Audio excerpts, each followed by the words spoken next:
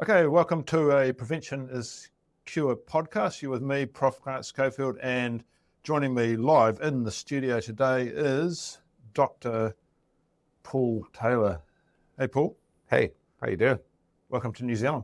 Great to be here, Grant. Great to be here. Yeah, it's good to catch up, and we thought we might as well just record what we've been talking about because we have the best scientific and practical conversations that just sit on the desk. So if anyone wants to listen, here we go. So the first thing I sat down, you said, I want to talk about challenge and threat. I was like, okay.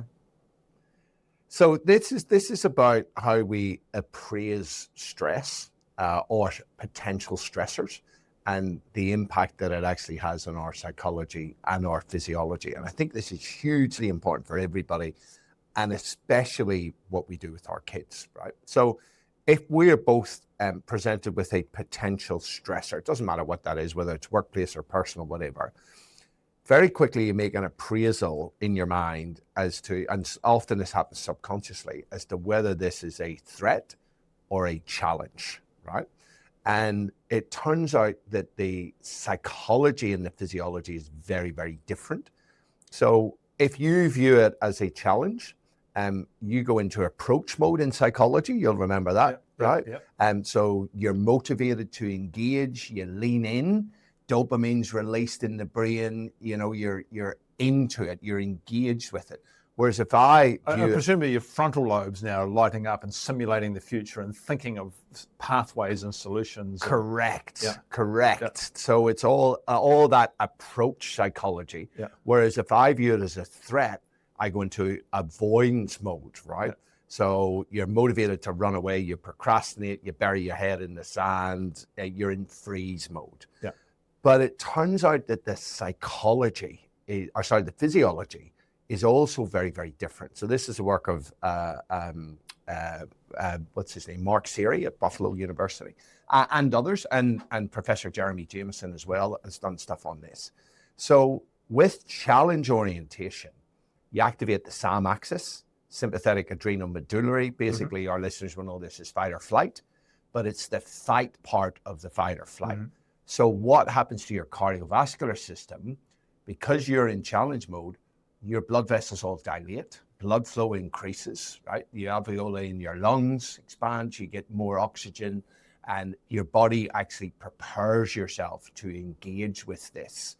Whereas with I'm in threat mode, the HPA axis becomes activated and cortisol becomes released, right? So it turns out that the physiology of those two parts of the stress response is very different. The cardiovascular system in threat mode basically clamps down, blood flow decreases, right?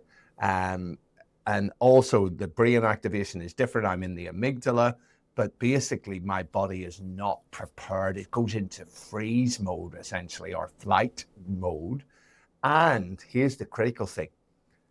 With you activating the SAM axis, adrenaline and noradrenaline are the major stress hormones that are released. They have a half-life of between 1 to 2 minutes. Cortisol, do you know the half-life of cortisol? Is it something like 2 hours or something? Yeah, it's an hour and a half to 2 hours. So this means that with you, once that stressor's gone, you're still stressed. Yeah, well, no, but you're in challenge mode. You're back to homeostasis very quickly because it's about 4 half-lives, and that chemical is back to baseline.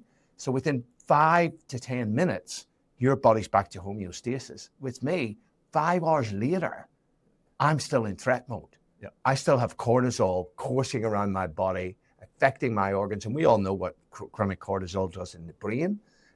The impact that it has on mood, the impact that it has on glutamate, all glucose and insulin homeostasis, the whole of metabolism.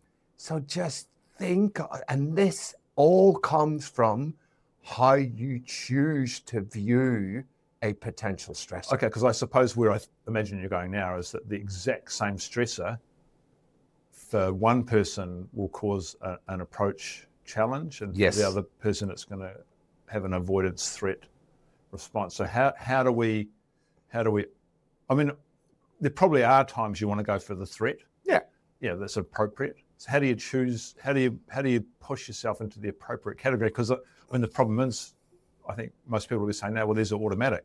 Yeah. No, or at least they feel automatic. They feel automatic, but this is exactly the point. So very interesting when I talked to Professor Jeremy Jameson. I got him on the podcast because I read some of his really cool literature around this.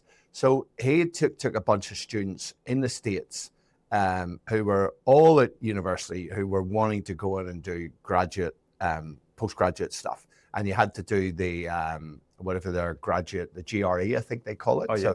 So it's that exam that's a high pressure exam. It's like, this could determine the trajectory of your life. Mm-hmm. And he brought these students in, and half of them, he actually said to them, the anxiety that you feel around exam is actually a normal response to the body for something that you care about. And it actually prepares your body and your brain to deal with it and can actually be an advantage. And the other guys, he didn't say anything. Right. So he's basically applying, sort of rudimentary acceptance commitment. Yeah, exactly. Yeah. He's priming them, right?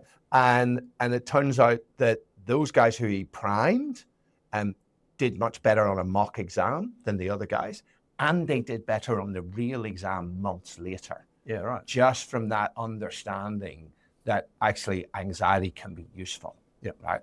And this is, I think, something that we need to be telling all of our kids, right? Is that, this is a natural response. We've talked a lot about this. We are pathologizing normal human emotions, right?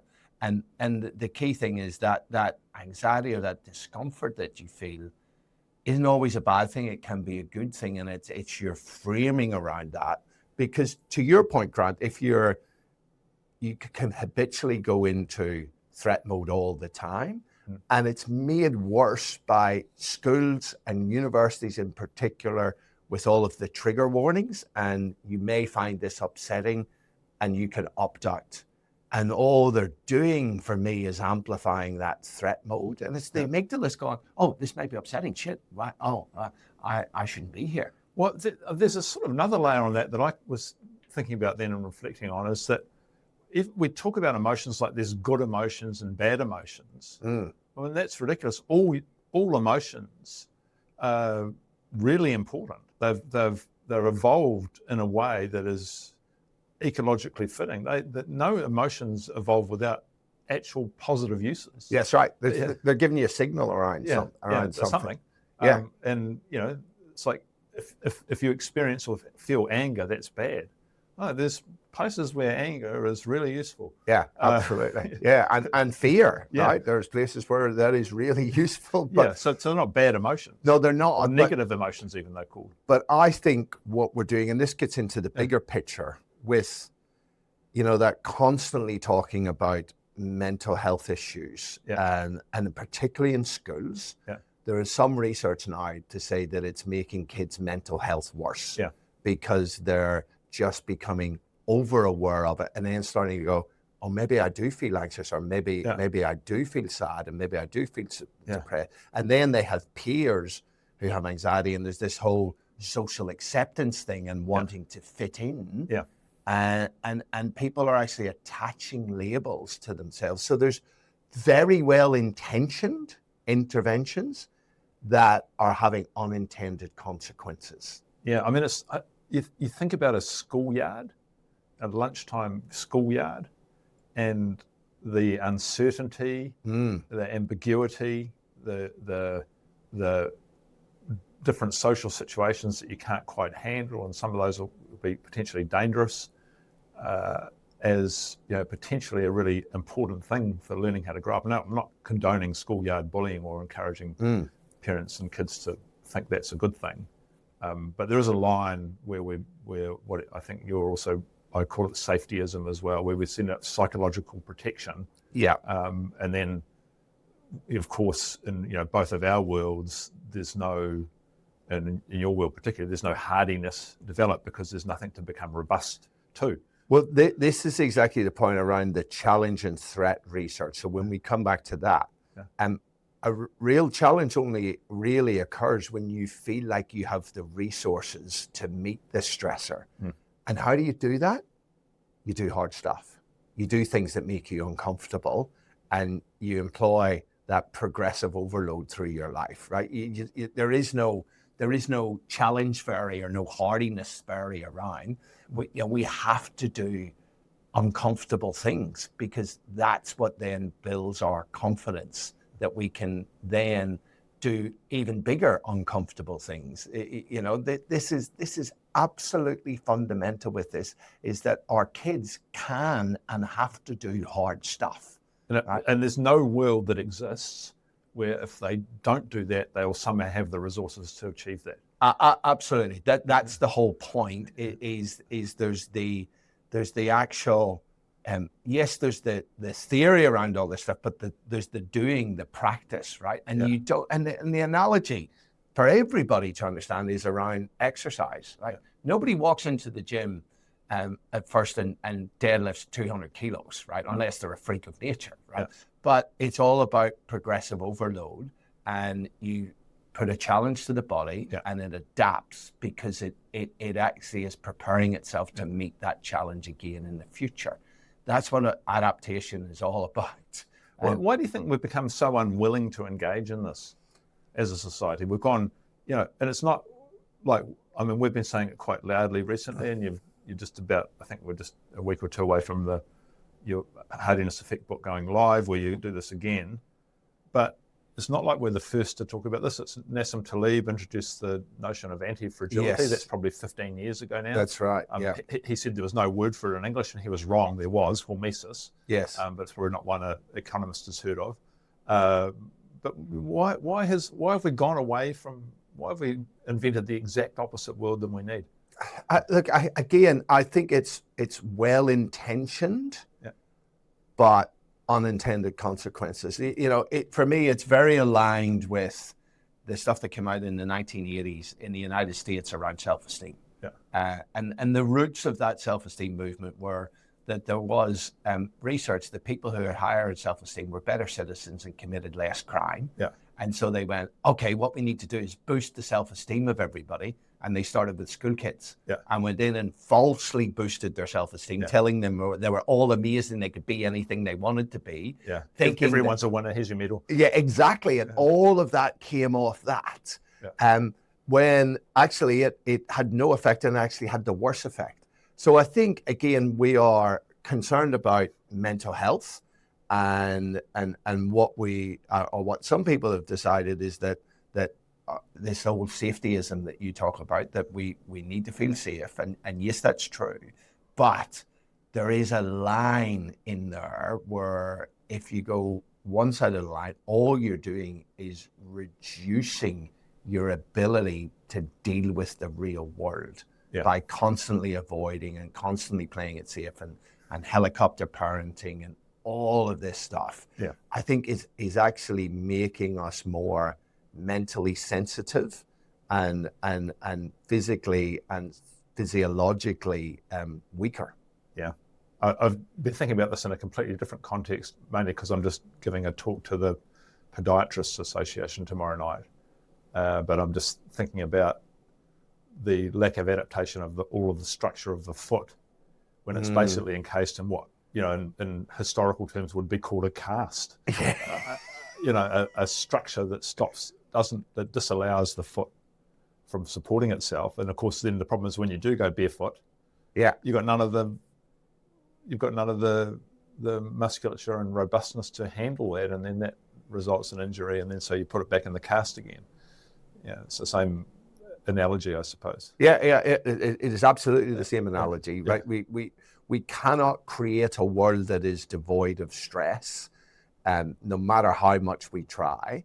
And actually, there needs to be a balance of these things. Is that yes, we need to make sure that our kids aren't in unsafe environments, right? But we also need to help our kids to develop the tools and strategies that they need to face the inevitable challenges of life. And you don't do that by being brought up in a sterile environment.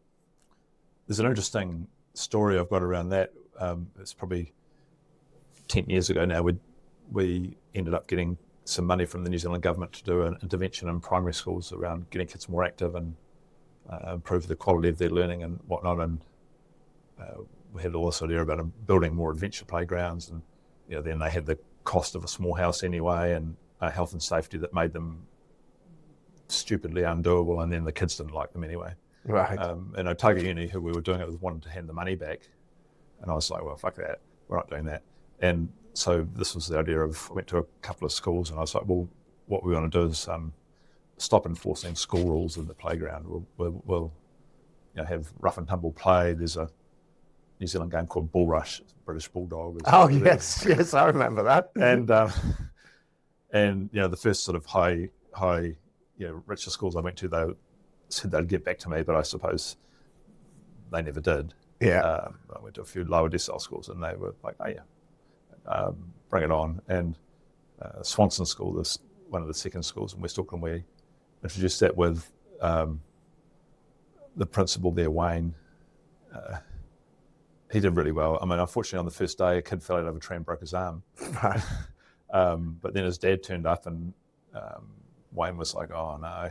And he was like, hey, I just think what you're doing is great, carry on.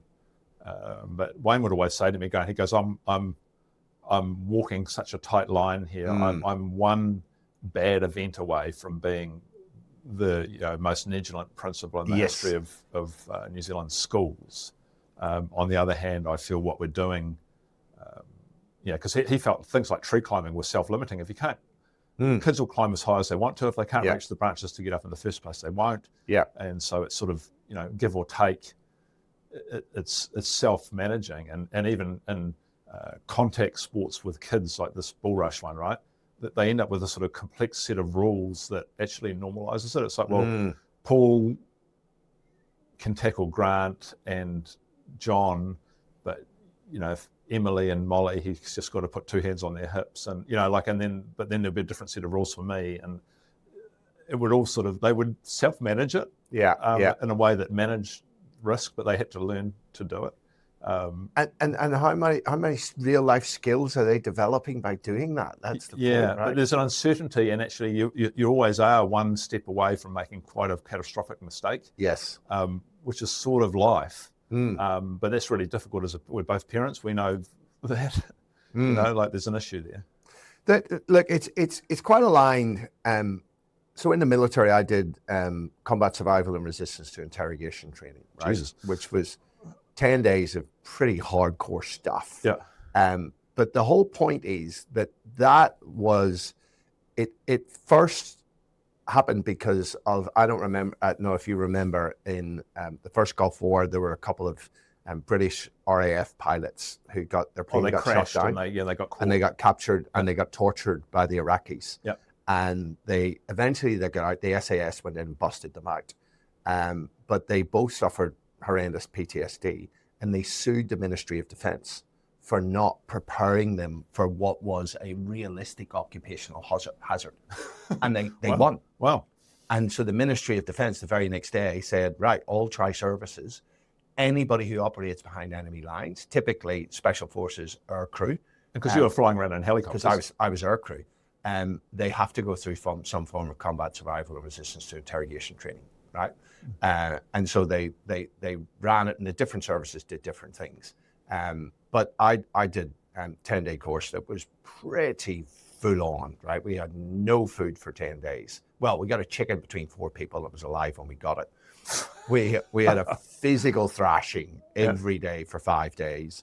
We had very little sleep. We had no sleeping bags. It was in the middle of winter. All we had was a Gore-Tex bivy bag to keep us warm. Yeah. We walked, I don't know how much in those 5 days. And then we had 5 days escape and evasion where we were hunted by a hunter force who knew what they were doing. They knew what they were doing. They had dog teams and they had vehicles, and they were told, and we were told, if they catch you, you're going to get a kicking. So there was a lot of motivation. But then when we thought it was all over, we got introduced to the shock of capture, and hooted and took it onto this bus and then driven around for hours, and then put in this room that was horrendous. They had white noise at the volume you would hear music in a nightclub. Oh, shit. And I was in that room for, 12 to 16 hours, all in stress positions, hooted the entire time. And it was horrible. And then we were dragged out and interrogated. But after that course, stuff that used to stress me out was no longer stressful. And I started asking other people who'd been on the course, and exactly the same thing, right? And the military term these types of courses stress inoculation training. I remember that term from the time. Yeah, and we need to get back to that. And I'm not saying we do that with our kids, but what we're tending to do now is the opposite of stress avoidance training. Yeah, so in fact we're actually making them deconditioned to this stimulus of stress, and they can't cope. Yeah, right. These are adaptive responses that you adapt to. Now, the key thing is, just like exercise, it's progressive overload. You know, you want to start at a weight that you're comfortable with, and then over time you increase that weight in small increments. Well, it wasn't obviously the military approach, but no. Well, now really interesting, because we got a debrief. You got a debrief by psychologists, and they are watching the whole time to see if you've gone over the top. To see if you've gone over the top, and they're basically going, Grant's doing really well. You need to push him a bit harder. Oh, they PT's about to crack. Just back off a little bit, right? So it was just pushing everybody to that sort of end point, or just around that end point, right? And that's the key thing, right? So you don't want to come in and try and add 50% of your weight in the next training session. It's that small progressive overload. And that's the stuff we need to do with our kids, is just start off with little bits of discomfort and then increase that over time. It's that same principle of progressive overload. It's not remove them from all type of exercise and just hope that they're going to get fit one day. Yeah. Because that shit doesn't happen. Well, so you and Carly are thinking about getting together a program for teenagers? Yeah, so we I did a session with a bunch of school principals on Hardiness, and they loved it. And then I did a number of schools off the back of that, and I did a school in Warrnambool College, and they approached me afterwards and said, or a couple of weeks later, and said, "Hey, what's your thoughts about maybe creating a year 10 curriculum around Hardiness that would be a 20-week program of experiential learning of everything that you talk about?" And I was so excited, I almost peed myself. Yeah. Spoke to Carly, and she's very passionate about this area. Yeah. She's a counsellor working at schools.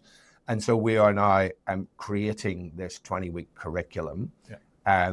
The vice principal, who's also the PE teacher, he's acting vice principal, so he's actively with us, helping us map it to the Victorian education standards. Right, you sort of got to know how to do that stuff. You got it, and we want it all to be experiential learning, right? So they'll probably go on a camp as well, where they're testing themselves, and we're doing debriefs around the learnings and things like that. Yeah. And we're going to do some assessments at the start and at the end, but they put it out, so it's an elective, a year 10 elective, and they put it out. And he said, we need about 15 kids to make this viable, and called me up a couple of days later and said, we're massively oversubscribed, so we need to run it in 2 semesters. Oh, that's so cool. We got 2 lots. So we called it we didn't want to call it Hardiness. We called it the Future Ready Life Skills course. Oh yeah, parents love that stuff. And every parent I've talked to has gone, shit, when can you bring that in? So, but how do you actually, because we were talking about this before, how do you actually do actual hard stuff? Like there's some, because I'm really interested in this. I've been to a few school camps. Yeah. Not so much high school ones, but they'll do stuff that sort of looks dangerous. Yes. But it's not, because it's completely covered with safety. Yes. So there is some, I guess, stress from abseiling and going off, but in fact, nothing's going to happen to you. Yeah. Whereas, jumping in freezing cold water is a completely different proposition. It actually physically does hurt. Yeah, well, we're actually going to be doing an ice bath challenge as part of this. Yep. They're going to be doing beep tests, and we're going to do pre and post and teach them some psychological skills around it. Yeah. But the key thing, and I think what we need to be aware of, is that we're going to be very clear with the kids that this is not about you competing with someone else. It's not about little Grant versus little Paul. Yeah. It's about where you are right now and where we can improve you to. Yeah. And so that's the stuff that we need to work out at the minute. But there will be a lot of discomfort. Yeah. A bit of physical and psychological discomfort. Well, I suppose if you're teaching them the skills like emotional regulation or, thinking skills to the moment you go into, or breathing skills, or Yes. that interact with the emotional regulation, you go into cold water. There's techniques to deal with this. Absolutely, right? yes, and that's the thing, and this is what we're going to be doing with them. Is week one, you're going to get in an ice bath and see how long you can last, right? And then we're going to teach them a number of different skills that they can apply. One of it will be the big four. So the big four of goal setting, self-talk, mental rehearsal, arousal control. Right. So they go, I lasted 20 seconds in the ice bath the first time. And freaked out, basically. I freaked out. I'm going to try and do a minute, right? And then we're going to teach them all the mental imagery stuff, right? About using all your senses, how's it going to feel? And then using the arousal control, using the breath to control their arousal, having the positive self-talk, all of that, and then seeing how they change, right? And when they feel it, when they actually see that they can make a difference, that's the stuff that builds the self-efficacy, right? That gives them the self-confidence, the belief that they can then do other hard things. Yeah, and I think I've been thinking quite a lot about young people in education, and especially the idea of getting left behind. You never quite develop some of the skills that you need to actually have a good life, and you can never catch up. And whether it's just learning fractions or nouns or something, or it's learning psychological skills to deal with unpleasant stuff, all of those things are frankly a problem in the education system. So to have a system and then methods where kids can learn properly the skills that matter to their life, I think is a huge thing. Absolutely. And there has to be a big dose of experiential learning on this, and that's mapped to the outcomes in the education standards as well, which is we're really excited about this. We're going to be kicking off in February next year and running it for 20 weeks. Okay, what else have you got going that's interesting? I think that what I want to talk about is something that I got from you, which was that research paper that you put up around the physical activity intensity levels. And I actually did I looked at it and went, this is friggin' awesome. And dug into the research paper and did a bit of an analysis of it and did a Wisdom Wednesday around. Oh yeah, so we talk about that because that was cool. So wearable device-based health equivalents of different physical activity intensities against mortality. And so it's actually from a big study called the UK Biobank study with nearly 74,000 adults, and they wear... That study... Oh, that's the incoming call. That study is that study's the gift that keeps on giving, the UK Biobank, right? Because there's so many studies that come out of that because they got so much rich data on hundreds of thousands. I don't know how they get so many people, because I mean, another one that came out of that exact same study that's really interesting, right? So they looked at blood plasma of people, and then they followed for disease outcomes, including things like death and cardiovascular events. And they said, well, we can actually analyze the fatty acid composition of the fats in the blood, by carbon chain length. Oh, wow. And saturated versus unsaturated fat. And they're like, okay, actually, it turns out, there's a whole debate around saturated fat and health and everything, and eating saturated fat. And they're, well, saturated fat in the blood is associated with poor health outcomes. Like, okay, well, that's bloody interesting. And why is that? But then they look at the types of saturated fatty acids. You can tell where they came from. If they came from eating them directly, or they came from de novo lipogenesis through palmitic acid and these things. And it's the fats, saturated fats in the blood created from de novo lipogenesis that are associated with mortality. But can you imagine a study that does the detail of looking, at the carbon length of different fatty acids in the blood and doing it for hundreds of thousands of people? My God. I know. It's amazing because some of them have got hundreds of thousands. But so anyway, this one. So I think for most people, well, actually, it's really interesting. In talks I ask, who knows the physical activity guidelines in this country? And they're pretty much identical, I think, Australia and New Zealand.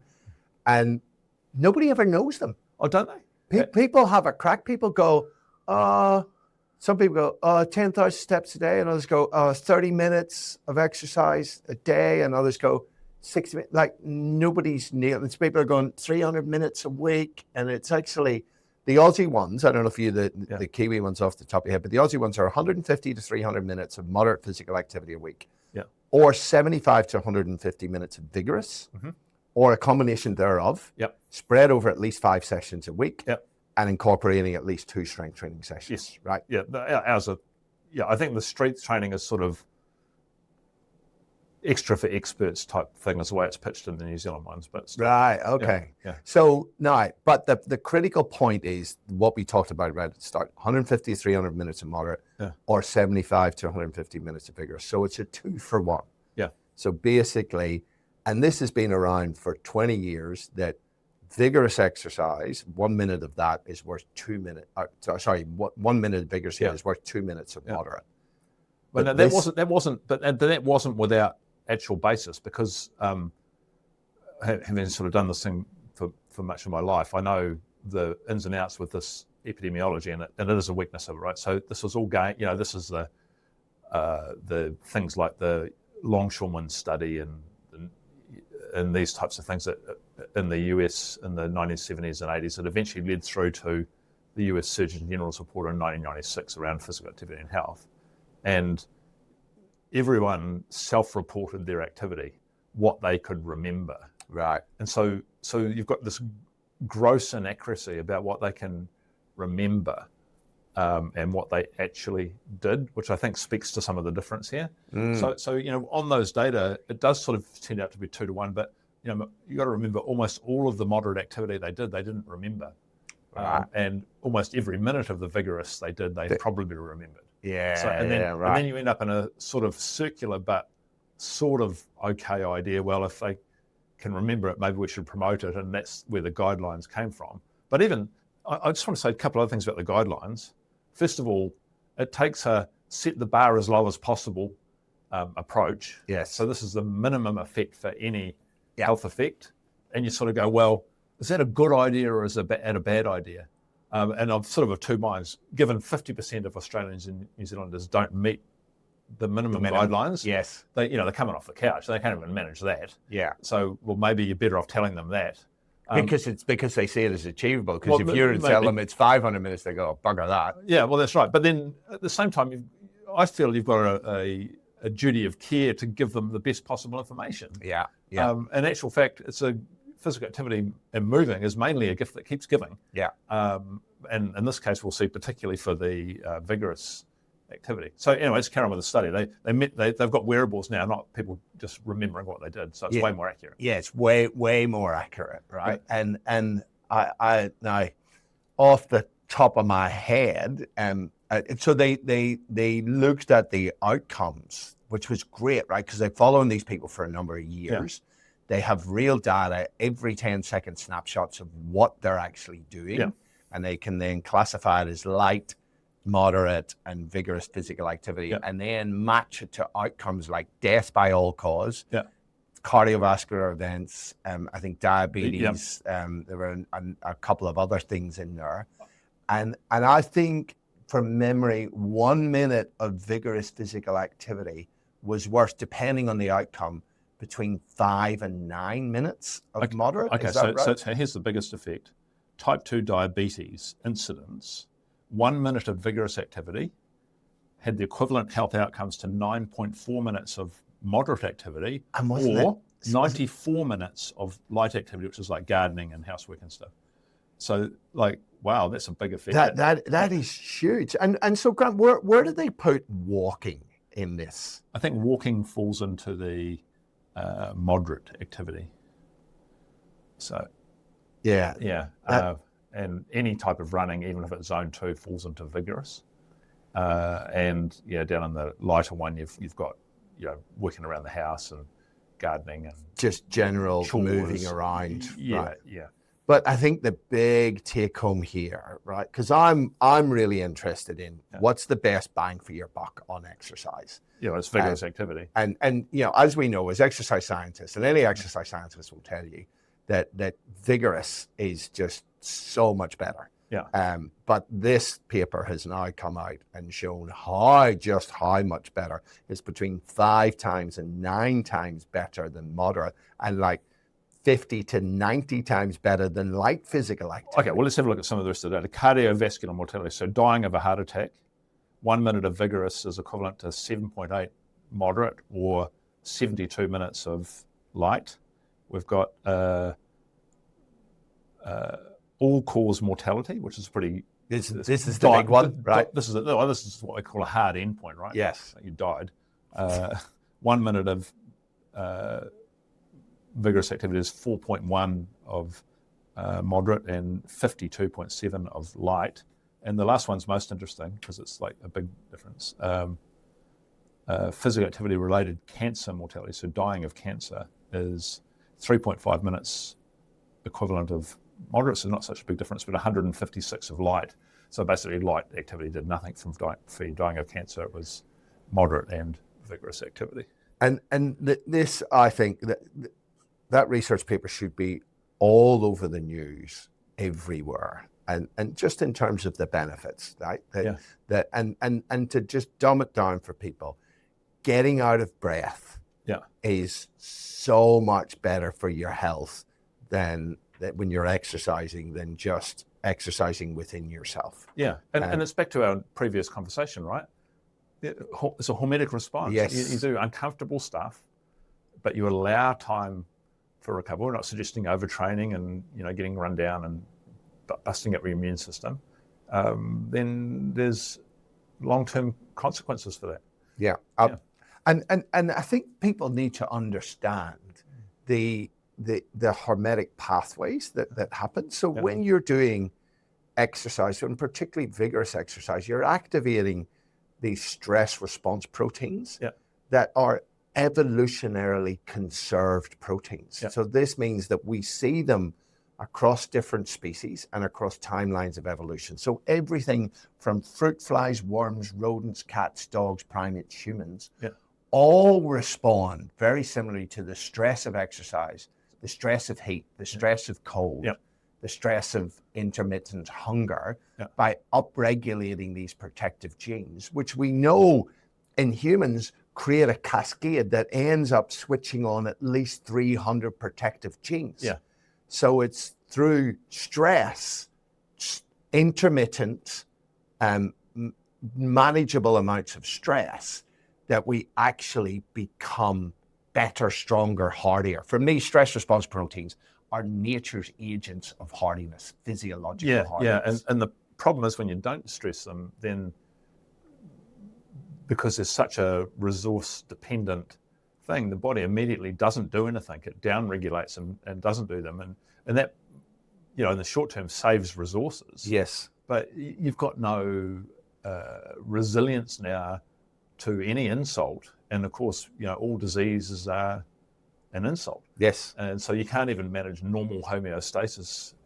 It's diabetes. You can't manage an immune system running away on you. That's cancer. Yeah. You can't manage inflammation and insults to the vascular system. That's cardiovascular disease. And there you go. And then those things manifest in the brain, and you've got neurological and mental health disorders.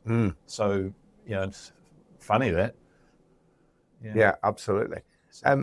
Did you see the research that came out about neurodegenerative disease, particularly Alzheimer's disease and lithium orotate? No, but lithium's a treatment protocol, right? Yeah. So lithium. So they've used lithium in psychiatry for many years for treating bipolar disorder and other things, but high dose lithium, which has a number of side effects. It can be toxic for the kidneys. It can do other damaging things. But they did this study, and there was a number of different studies actually that showed that low doses of lithium actually are protective against Alzheimer's disease and other forms of dementia. Because they're stressed, they provide a hormetic response. Yes, and because of lithium acts in the cells and has important cellular effects. And I can't remember all the details of the study, but they found that in areas in the United States where there was higher lithium naturally in the drinking water,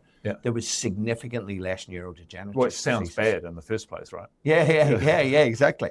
But significantly less neurodegenerative diseases. Yeah, right. And then they did this intervention study, right? So that creates a smoking gun, right? And then, as you know, then that there's a testable hypothesis. Yeah. And they've done a number of different intervention studies where they give people low dose lithium, so about 5 milligrams, right? And they have actually improvements in their symptoms and clearing up of the amyloid beta and the tau in the brain, because lithium seems to act to prevent the accumulation of those amyloid products in the brain. So this is, you think of how many drugs and how many hundreds of millions of dollars have been spent on trying to manage Alzheimer's disease, prevent, reverse the symptoms of it. And pretty much all of them have failed. But this very cheap compound, lithium, that actually used to be in 7-Up. Right? That sounds bad. It's on the periodic table. I think it was 7, but they had lithium in 7-Up. And they used to, if you look at the early ads for 7-Up, you're arguing that that's why it's called 7-Up. Yeah, yeah, that's right. And it was about boosting the mood with the lithium. Yeah. So okay, there you go. Really interesting. I thought it might have had something to do with the sugar content. But yeah, well, maybe. But no, it was all about the lithium. Yeah. And now they're actually seeing pretty good evidence, very strong evidence in animal studies, and now evidence in human studies that lithium can actually be neuroprotective. Yeah, that's cool. Which is, very cool stuff. Yeah. The other hormetic thing I don't hear sunlight talked about as hormetic. It hasn't really come into the conversation, but my recent sort of investigations tell me a couple of things that have nothing to do with vitamin D or far infrared and its sort of mitochondrial effect, which are the popular and important effects. But there's straight away a hormetic effect of UVB on what we call the ceramides in the skin. The people who are into beauty products will have heard of ceramides because they come in products. They're lipids. That's right. You rub them into your skin, right? Because there's 50% of your skin top layer are skin cells, keratinocytes, and that's what helps with vitamin D, and those are the things that get sunburnt. And that's why you want to have good quality fats, omega-3s, and maybe some saturated fats to build up the resilience of those cells, and less sugar, and so forth. But the ceramides aren't living human cells at all. They're lipids, but they have to get converted to that active form, and they do that with UVB. So without UVB, you haven't got half of the volume of your skin, and this is the waterproofing layer that makes it smooth and moist and supple. Right. And so when you get dry skin, it's not damaged so much to the keratinocytes, the skin cells. It's a lack of ceramides, the fatty layer, and you can rub it in, but you should produce that naturally as well. And that's a hormetic effect. You have too much sun and they dry up, and that's the end of them. And if you don't get any sun, you never produce them in the first place, and we'll convert them to that form. And if you get just the right amount of sun, which varies by person and by where you live in the world. Well, that's right. So you've got a sort of I was having fun with that. Maybe people could do that now. Is imagine where in the world is your phenotypic appropriate latitude. And so I'm reasonably dark-skinned, and I feel my phenotypically appropriate latitude, where I should live, where the environment matches my skin type, is somewhere on the Sunshine Coast in Queensland. Right, yeah. Whereas I think, Paul, where would you say you're phenotypically? I'm probably down around Sydney, I would imagine. Yeah. And I reckon Carly would be this very southern tip of Tasmania or the South Island of New Zealand, because she and Kira are both very fair-skinned, and right. they burn pretty easily, right? This is to do with the Fitzpatrick scale? Yeah. Of skin. Whereas the darker you are, the more sun that you actually need. Yeah, and I don't think anyone wants to get sunburned. That is actually a real risk of skin cancer. But by far the most, you look at odds ratios of getting skin cancer, and skin pigmentation is somewhere between a 20 and 50 times increased risk factor.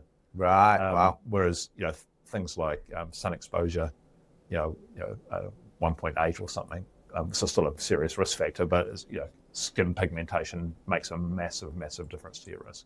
And isn't this interesting though, that I mean, in where I grew up in Northern Ireland, the sun was like a mythological creature, right?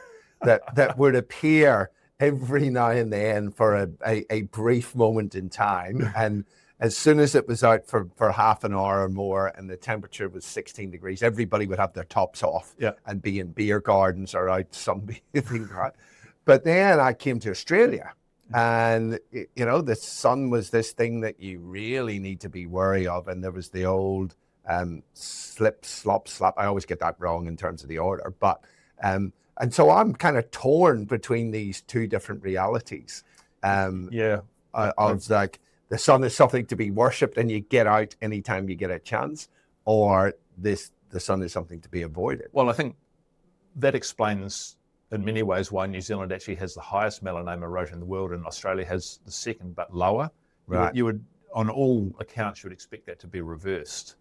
But I think, at least here's my hypothesis, I don't know if it's true, is that New Zealand has some Northern Ireland characteristics that when the sun finally comes out, we're all, thank God, you know, it's come out from behind the long white crowd. We whip our shirts off and we're like, come on, soak it up. Whereas for the Aussies, you know, where it's, you know, in Queensland, you know, you hear the farmers going, oh shit, it's another beautiful day. What am I going to do? No rain. So it's always that's that going on. But there's that tension, right? That obviously too much sun causes skin cancer. I don't think anybody disagrees with that. But having low vitamin D increases your risk of most other cancers, as well as metabolic disease, cardiovascular disease, depression. Like, so much shit goes wrong in the body if you have insufficient vitamin D, and you can have either deficient or insufficient. And both are not very good. And we have levels in Australia.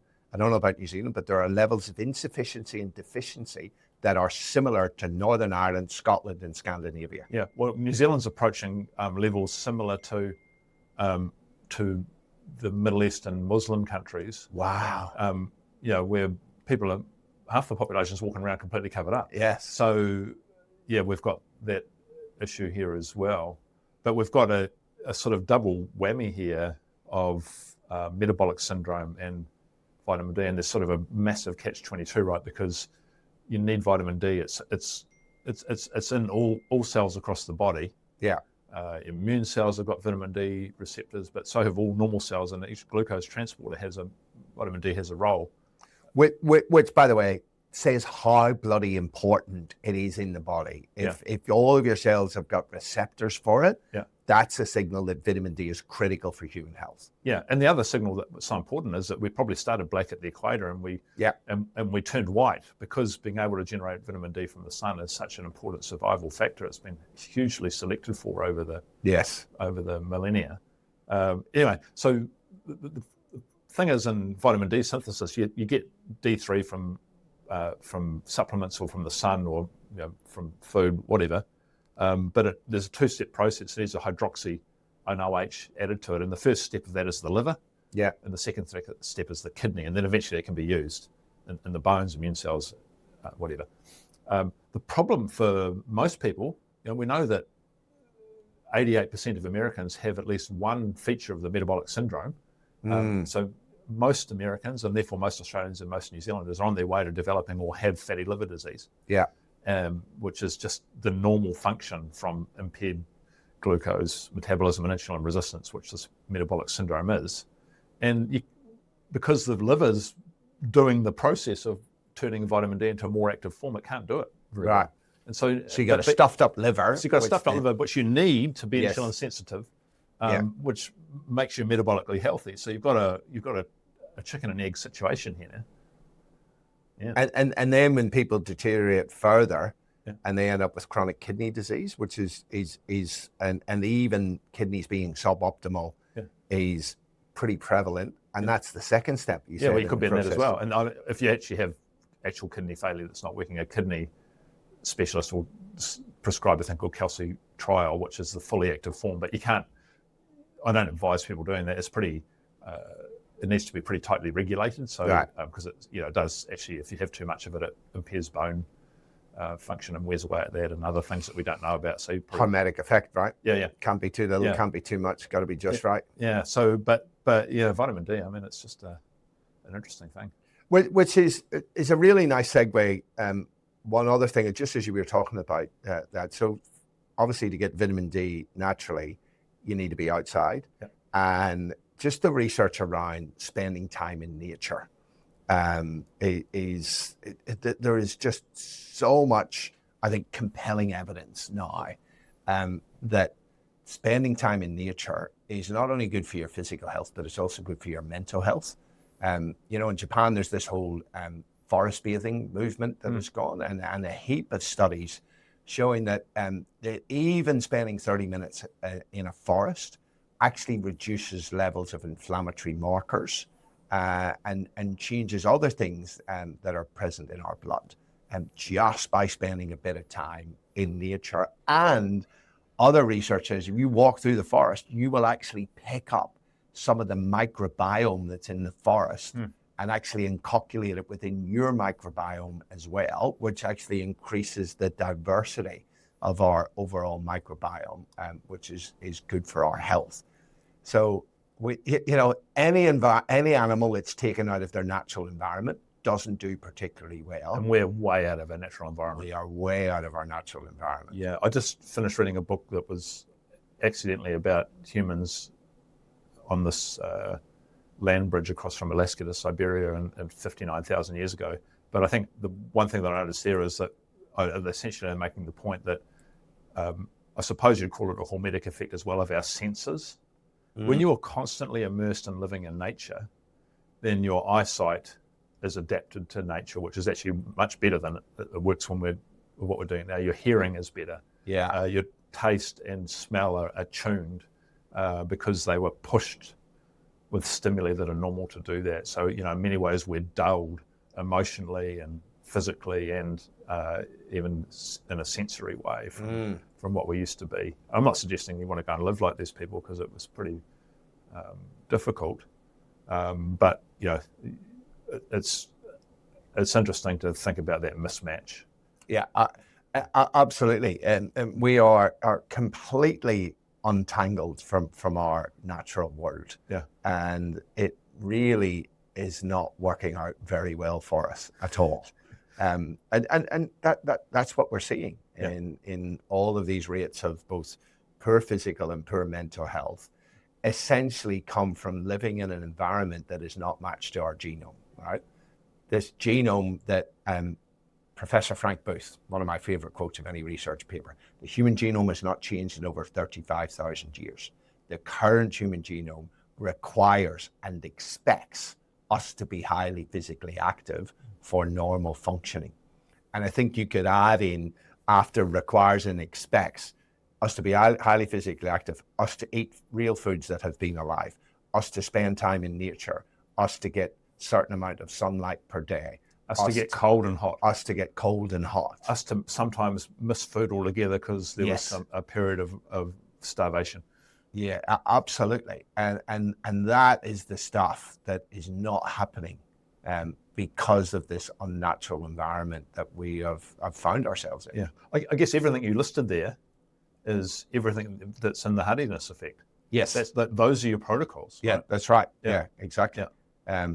And it's, to your point, we can't go out and just become hunter-gatherers again, right?